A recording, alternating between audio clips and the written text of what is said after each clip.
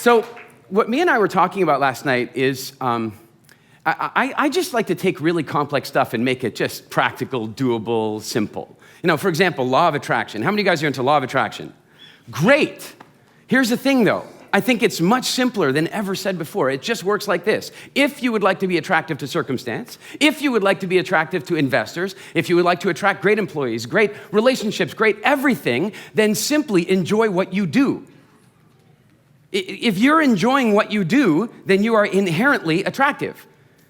And most of us set up our lives so that we do a whole lot of stuff that we don't really want to have to do so that we can eke out a moment where we get to do what we think we really want to do. And so stop it.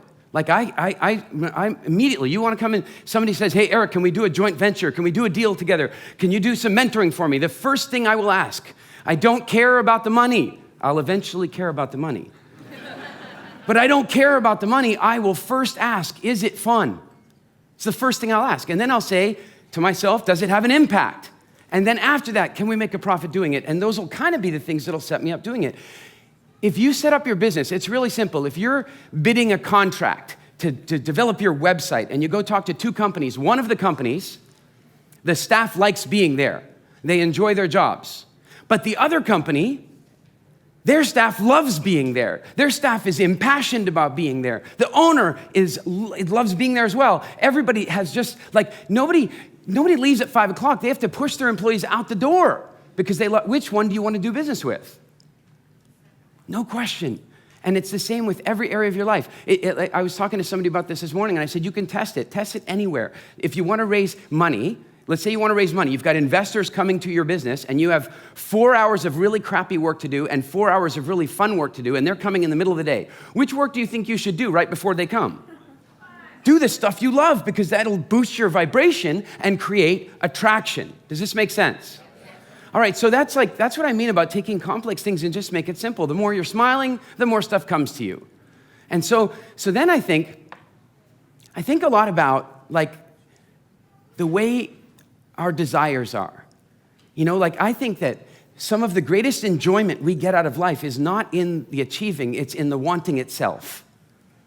Isn't it sometimes? Like, it is the want, because I know there's been a million times where I've received the thing that I wanted so much, and it was anticlimactic.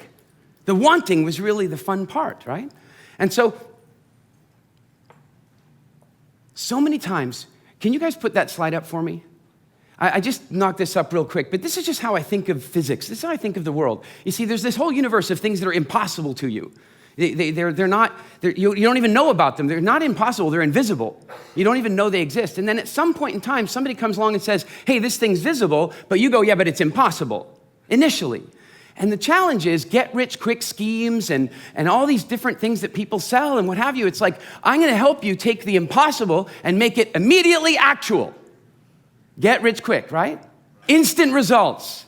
Here's the trouble with instant results. You never acclimatize to the result. How many, you guys have heard the stories. Win the lottery, what happens?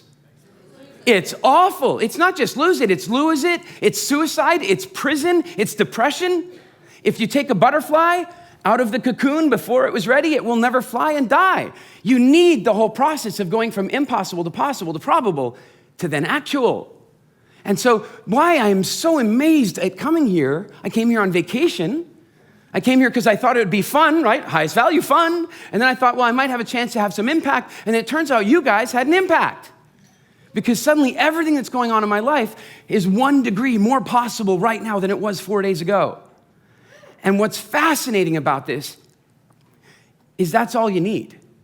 All you need is to change your beliefs. I woke up one day in a hotel room in Bali, and there'd been a horrible earthquake in Yogyakarta.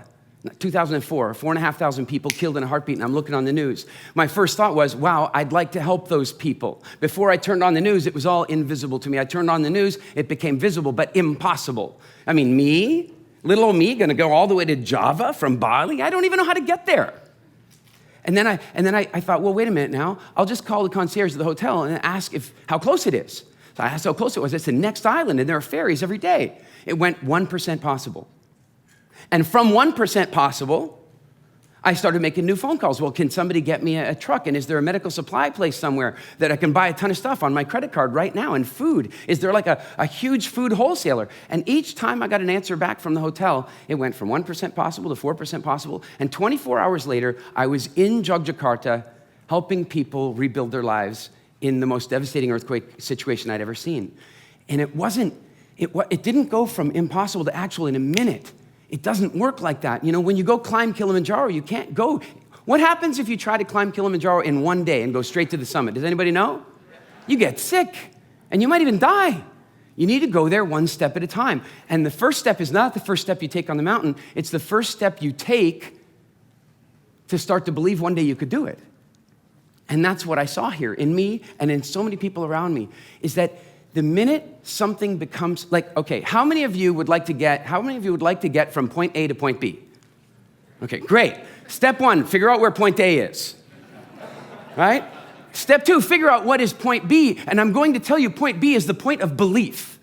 That's what point B is. The minute you start to believe in something, then it is now possible for you. And until, you see, because other people, they start off at point A, and then they want to go to point B, and they start walking toward point B. But then what happens to their belief?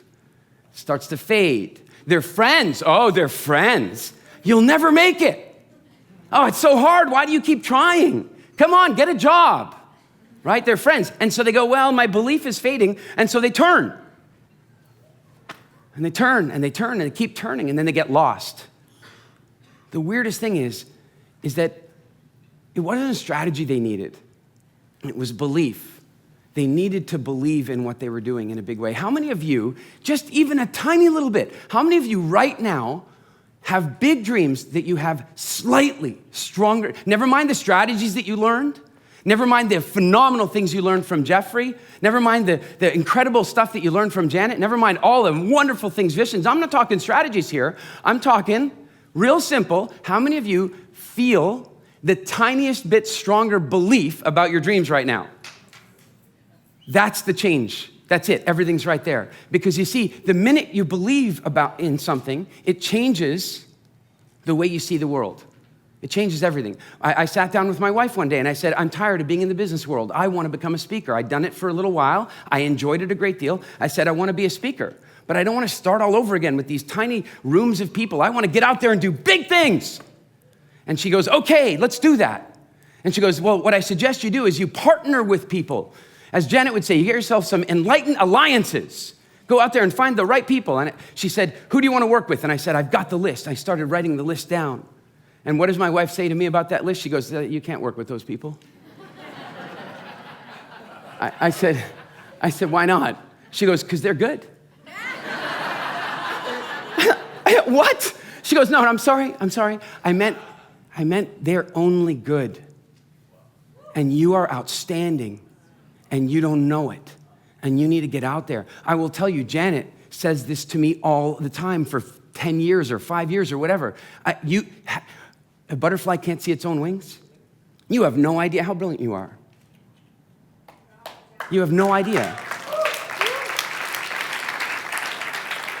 So my wife says to me, do something different. She says, I want you to create a board of the people that you're like afraid to write on the board. That's what I want you to do, the incredible people. I said, all right, fine. I'm a little annoyed with her at this point because, men, don't we love being coached by our wives? So I go up on the board and I write down Tony Robbins. Ha, I say to her. Ha. She goes, good start. Fine. And I go, who else? I go, I know. The guy with this second largest seminar company in the world. I go, Harv Eker. She goes, excellent, that's a good start. And I said, okay, who else? I want to write books. What about the most successful author in the history of books? How about that? Jack Canfield, I write on the list. She goes, that's a great list. You want to go for a walk on the beach? Okay, and then we go for a walk on the beach, and you guys heard Vishen talk about this, and some of you at A-Fest would have heard me talk about this in Greece. We played the Wouldn't It Be Nice game. And my wife and I just go on the beach, and we talk about, wouldn't it be nice if this happened? Wouldn't it be nice if that happened? Wouldn't it be nice if that happened? And then not too long after that, I walk into a grocery store in Turks and Caicos. Most of you don't even know where Turks and Caicos is because it's smaller than a postage stamp. It has 2 grocery stores, and I happen to be in one of them. And guess who's in the lineup in front of me? T. Harv Eker. Now, how many of you guys have seen somebody you know really, really well? I mean, you're not your best friend, but you know them pretty well, but you see them in a place that you weren't expecting them, and you don't see them. How many have had this experience? They walk up and they say hi, and you're going, I can't place you at all because you're not wearing the suit that I'm used to. Is this right? I would never have seen him if I had not written his name on the board. I would have been standing there in the grocery store, and he would not have been present to me because we don't see stuff. But once we begin to believe, then our mind starts paying attention and looking for evidence. And there he was. Now, wait a minute now. How many of you have ever seen somebody really famous, thought it'd be really cool to go up and talk to them, but didn't do it? How many have had this? So that's the next step. Why am I going to go talk to this guy? Only his name was on the board. How can I not? What do I do? How do I explain to my wife that I put his name on the board and then he was in the store and I didn't say hello? How do I do that? So what do? I have a chat with him. And then we're having a barbecue at his house. And then he tried to sell me his company. And we had all these great talks. And then I got a letter in the mail later, and it said, Dear Eric, you have been nominated for membership in Jack Canfield's Transformational Leadership Council. He's on the board. Every 6 months, Jack's a good buddy of mine. I hang out with him every 6 months, if not more. And I'm like, this is getting really weird. And then some of you guys know the story. I get the phone call. Hey, Tony Robbins would love to have you come and teach business. Oh man, where's that? I'm gonna buy more of those boards. They're magic. They're magic. But what's really magic is that in the very same way, when you buy a car and suddenly you can see that car everywhere, you know what I'm talking about, right? Why couldn't you see it before? I would put to you that everybody who uses that example on stage doesn't fully understand it yet because you could see it before. Because if you couldn't have seen it before, you would have tried to park where it was parked. So you could see it before, but you couldn't see it for what it was. And I'm telling you right now, there are people that a week ago, you couldn't see them for what they are. There are opportunities in your life that you couldn't see what it really was, the opportunity that it really represented. But as a result of what you've done here, the people you've connected with, the knowledge you've gained, now you will see those things differently. And all you have to do to maintain that is act upon those visions.